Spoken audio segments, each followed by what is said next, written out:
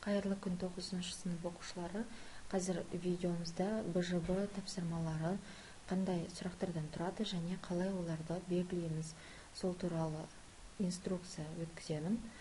Ең алдымен біз ескертуді мұқият оқимыз. Ескертуде қай уақыт аралығында БЖБ қабылданады, сол жазылады. Және көрсетілген уақыттан кейін жіберілген жауаптардың барлығы нөлге айналады оқушылар. Сондықтан уақыттан кешікпейміз. Жалпы БЖБ тапсырмалары 5 сұрақтан тұрады және 10 балл беріледі. Әр сұрақтың жанында қанша балл берілетіні жазылған. Сонымен бірінші өз атты жөндерінде толық жазыңдар мұнда. Одан кейін берілген ақпарат қандай қасиетке ие. Бұл жерде мына сөйлемді оқисыңдар және ақпараттың қандай қасиетке ие екенін белгілейсіңдер. Екінші сұрақта да бір ғана жауап дұрыс. Бұл сұрағымыз бізде бұлттық жүйелерге байланысты. Сендер бұлттық жүйелердің түрлерін мен таныстыңдар.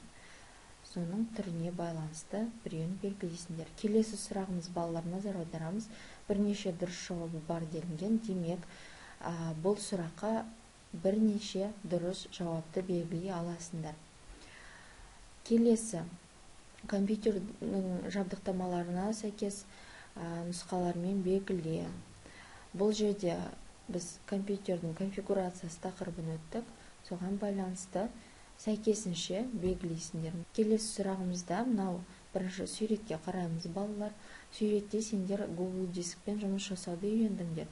Міне сол құжаттың қандай қолжетімділікте екенін көрсетулерің керек. Міне мына нұсқалардың ішінде бір жауап қана дұрыс. Осылардың біреуін белгілейсіңдер. Барлығын белгілеп болғаннан кейін бір рет тексеріп, отправить батырмасын басасыңдар. Жалпы тапсырмалар 20 минутқа есептелген. Балалар ескере кететін жайт, бір рет кіргеннен кейін сілтемемен екінші рет қайтадан кірсеңдер тапсырма ашылмайды. Сондықтан бір рет қана орындауға қол жетімділіктерін бар. Бір рет кіреміз, сол уақыт аралығында дұрыс барлығын мұқият оқып белгілеп шығамыз. Барлығыңа сәттілік.